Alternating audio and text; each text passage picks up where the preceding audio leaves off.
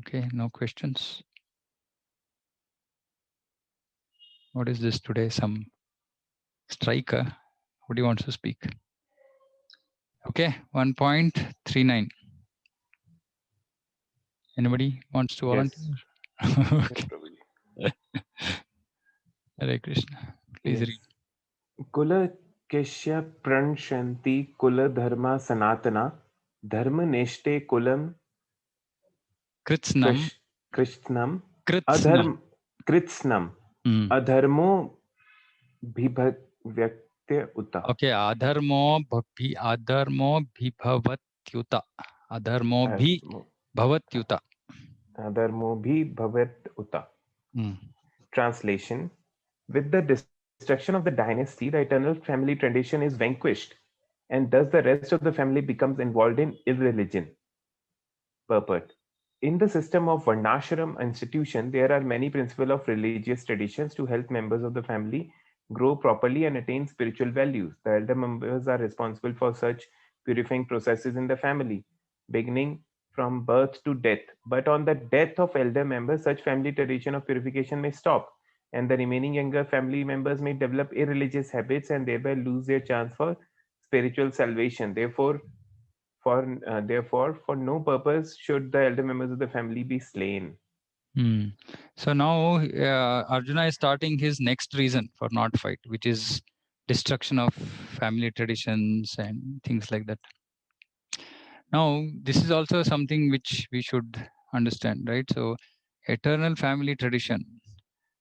So, one thing which is important here is for those who are not devotees, this is very important, right? Because dharma has to be upheld. Hmm? If dharma is not upheld, so the destruction of dynasty, family tradition is upkeeps dharma, right? From time immemorial, people have been engaged in certain types of activities, which, of course, I mean, before it became perverted or contaminated, it was all good and for the upkeep of dharma, and it used to protect the family. How it used to protect? So in Varnashrama, the beauty of Varnashrama is that, see, Varnashrama is giving a framework for people to work within, right? Like, for example, like we in Varnashrama, Brahmana knows that I mean, if he is Brahminical nature, he will be a Brahmana. He will do the activities of Brahmana.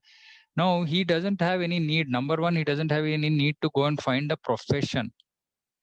He doesn't have to go and waste 25 years or 30 years of his life trying to get some material knowledge.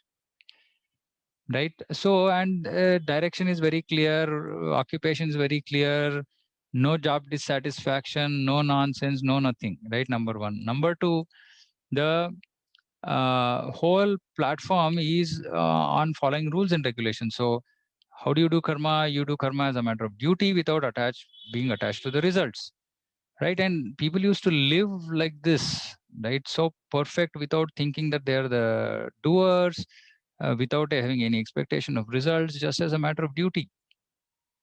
So now doing this as a matter of duty without attachment means obviously now they're becoming more and more detached from material things, which means that there is a very high chance that they become attached to bhakti. Right. So these spiritual values were being inculcated as part of varnashrama. So that is why here there is so much emphasis that if suppose the family tradition is vanquished, which is varnashrama, then people will get involved in irreligion and then they'll lose their chance for spiritual salvation because they will get engaged in irreligious habits, right? Because dharma is gone, adharma prevails, and then all kinds of nonsense activities will start. And that is also by the younger family members, because they want to escape from this culture, tradition, etc. Because there are elders, people sometimes just follow, oh, okay, my father is saying, my mother is saying, let me do. I don't really like this, or I don't believe in this, but I'll just do. Right? So Varnashrama used to protect the family members in this way. In today's world, if the family tradition, there's no family tradition at all. Right? It's all about me and my happiness.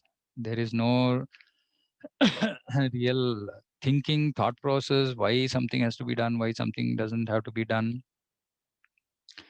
Just crazy. So it's already adharma, so there is no further adharma which is going to happen, right? But previously this used to be a big consideration, right? And that is why family used to be such a valued institution in the society, right? Because they used to bring about all these spiritual values, you know, give clear understanding of what is the goal of life, etc., etc., right? So that nobody is lost. People are not lost, right? They're very clear what they're supposed to do, and they engage from early life, towards achieving perfection. But Arjuna was worried here because at that time there was all this varnashrama and there was dharma and consideration of adharma and all that. So he's saying, why are we doing this? Because mm, all the elders will get killed. Now, if the elders get killed, then the purifying process have to be, they are responsible for purifying process. And there are multiple samskaras, right? There are 10 important samskaras. And most important, if you are still don't have a child and you're thinking of having one, most important one for this whole society is garbhadhana samskara. Okay, so please think about doing that, because that will not just, it will make your whole life simple and happy without really trouble. Because today's children are, because mostly varna sankara, they're very troublesome. They want to do everything opposite to what we want to do, especially if you want to practice Krishna conscious way of life. So if you do Garbhadana Samskara, then you'll get a devotee. In fact, more than you helping him or her, he or she will help you progress in bhakti, right? So very powerful. So these kind of elders need to tell us actually, oh, okay, see, this is how, okay, marriage is not for enjoying like cats and dogs. Is a very, holy institution which is meant to produce children who are God conscious. No, these are things that elders are supposed to tell us. Unfortunately, our elders have no idea about all this, right? So in Kali Yuga, really this doesn't matter, but previously this used to be of utmost importance. Okay. Okay. Moving on to the next verse. Anybody else wants to read? Yes, Prabhuji, Hare Krishna, Prabhuji. Yeah, Hare Krishna.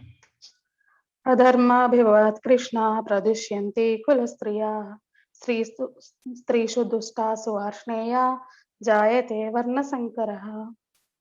Translation: when religion is prominent in the family, O Krishna, the women of the family become polluted, and from the degradation of womanhood, O descendant of Vrishni, comes unwanted progeny. Purport: good population in human society is the basic principle for peace, prosperity, and spiritual progress in life. The Varnashrama religion's principles were so designed that the good population would prevail in the society for the general spiritual progress of the state and community. Such population depends on the chastity and faithfulness of its womanhood. As children are very prone to be misled, women are similarly very prone to degradation. Therefore, both children and women require protection by the elder members of the family.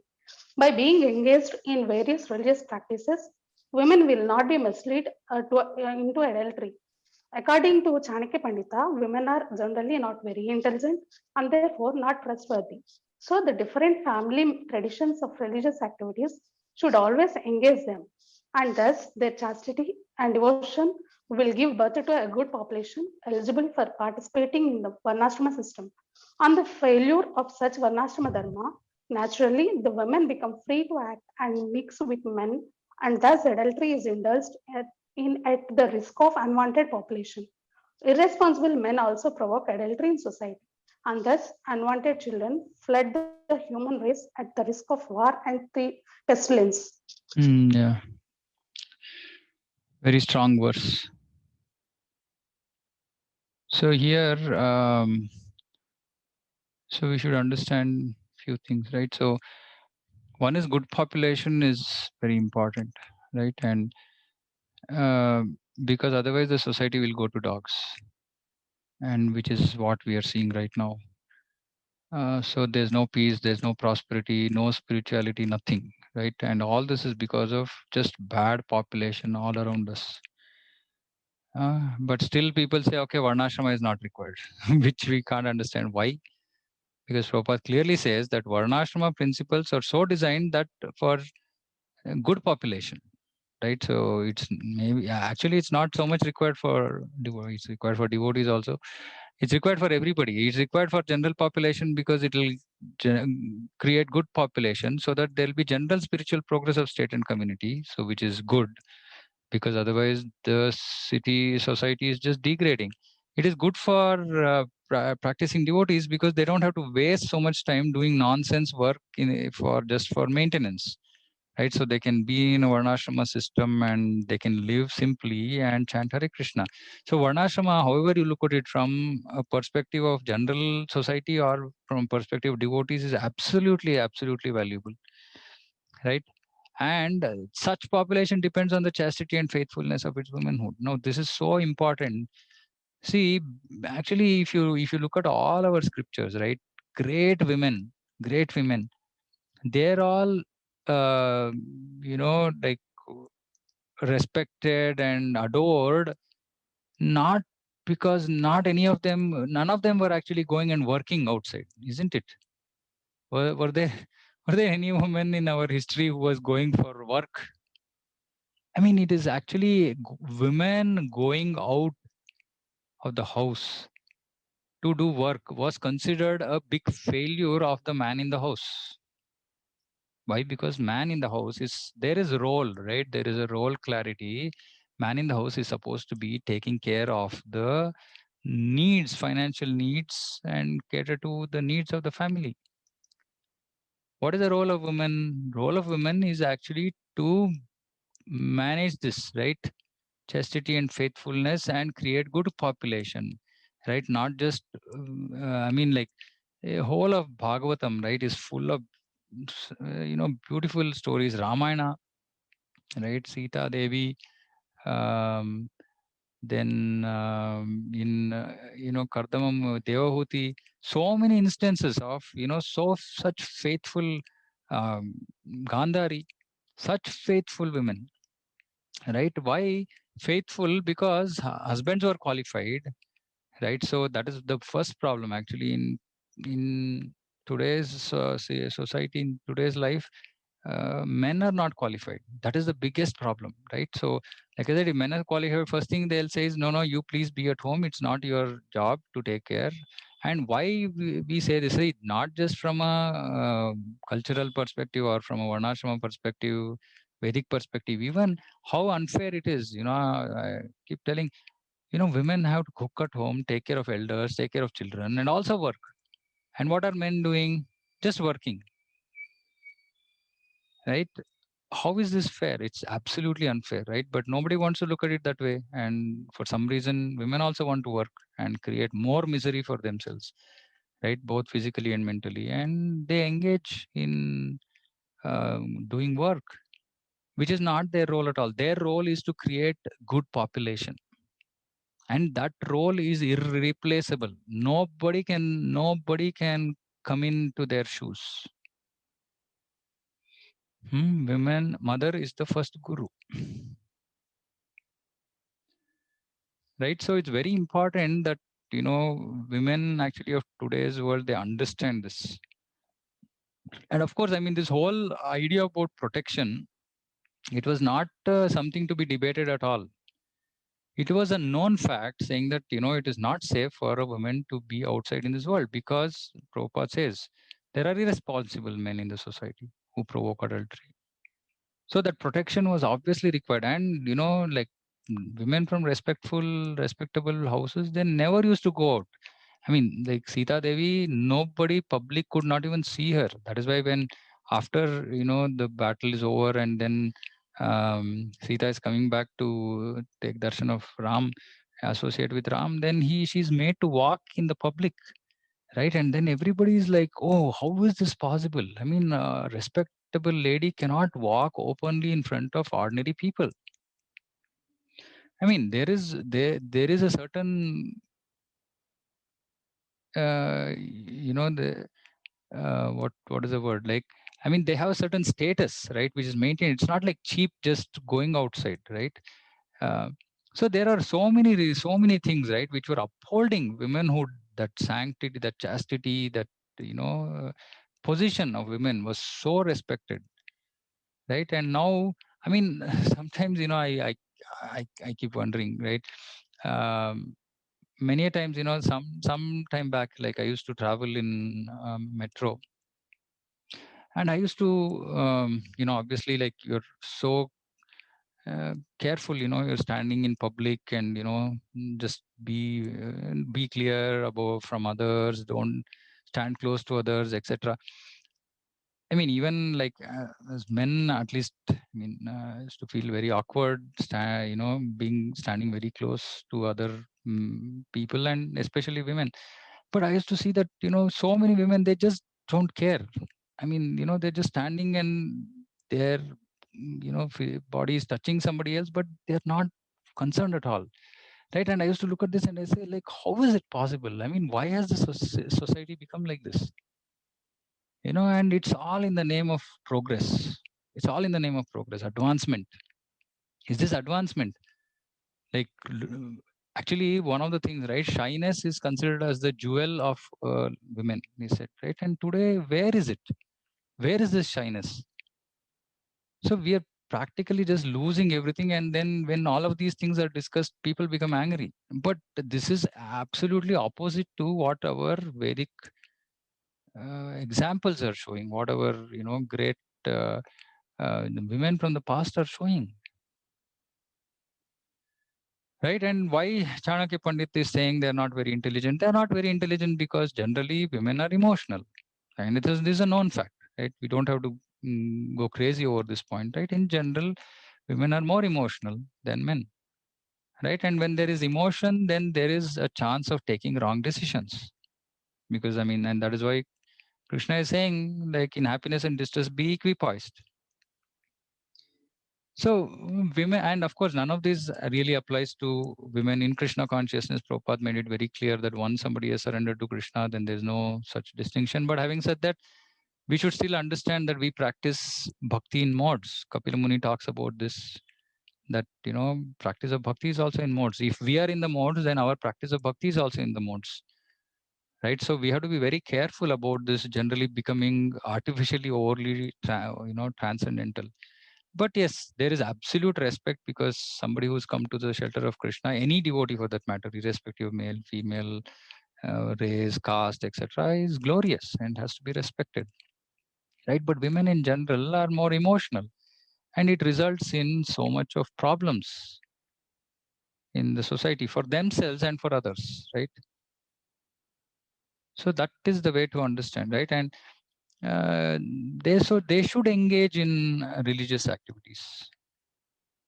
Actually, here it is said they should be engaged. It's actually, it is saying religious activities should engage them, right? So that they don't have to, their focus is not diverted. And this is not at all acceptable, right? This free to mix business, act and mix, is just really, I mean, it is subtle, uh, bad, right? Uh, just freely, talking, mixing with other men. I mean, why is it required?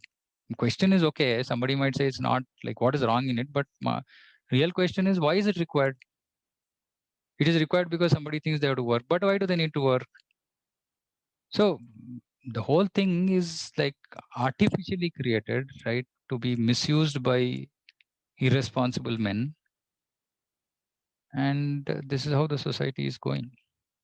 It's very unfortunate, right? But this is true, right? What has happened today is true. Unwanted progeny is out there, right? At the risk of war and pestilence. What are we seeing? We are seeing just this today in human society. So women play such a critical role in society that it's unimaginable. But unfortunately, they are giving up their responsibility. They have given up their responsibility. Right. So at least Krishna conscious women should try and uphold this, right, by following Sri Dharma pakka, right? But again, all these things are not appreciated in ISKCON. Sorry to say, right? It's not appreciated. People are just not discouraged from going out, working, and living just an ordinary, just like anybody else, right? Whether you're a devotee or not devotee, you just live a similar kind of life. How is that good, right? And when we talk about Sri Dharma, people will say, okay, this is all too traditional. Bhakti, we are in bhakti. We are on the transcendental platform. We are not on the transcendental platform. We are far from it. Should understand this reality. Right. Anyway, I mean, very important verse. Request all everybody, because this is also the men also have a very important role to play in terms of how they guide their house in terms of spiritual practices and practices Sri Dharma, etc. And women also humbly request all of you to consider these things seriously. I mean, see, at the end of the day, we are not doing this for anything else. We are just doing this for us to progress seriously in bhakti. And this is conducive. Like I was telling somebody, saying that, Mataji, if you're at home, then you can be 100% Krishna conscious, right? There is no external pressure for you to be non-Krishna conscious. It is completely in your hand, right? But for a man, unfortunately, if he's going out, how much ever he wants to avoid, he cannot avoid asatsang. He cannot avoid discussing unwanted topics in the name of work, right? But if lady is at home, I mean, the whole environment is under her control. She can create the environment, right? She can create the environment for herself, for her children, for her husband, for her elders. She can make sure that the whole family is Krishna conscious and happy, right? And it's so powerful. I mean, like, unimaginably powerful this is. And I know so many devotees who are struggling because their wives are not supportive. It's so unfortunate. So unfortunate. All because of modern way of thinking, that women think they should not be under the control and guidance of their husband. I mean, previously this was unimaginable, right? Unimaginable, right? And it's affecting devotees' lives. Forget about non-devotees. It's affecting devotees' lives. So please think about these things. These are not, I mean, otherwise our progress in bhakti will be super slow, super slow. Nothing else I can say, right? And the only reason why we should be bothered about all this is we want to progress on the path fast. This should be our last material birth, last birth in this material world. So unless somebody is very particular about that, otherwise it's okay. If you're not serious about making this your last life in this material world, then yeah, one is free to do whatever they want, right? But otherwise, these things are very, very critical. Okay, I'll stop my monologue here. If anybody has any thoughts, questions,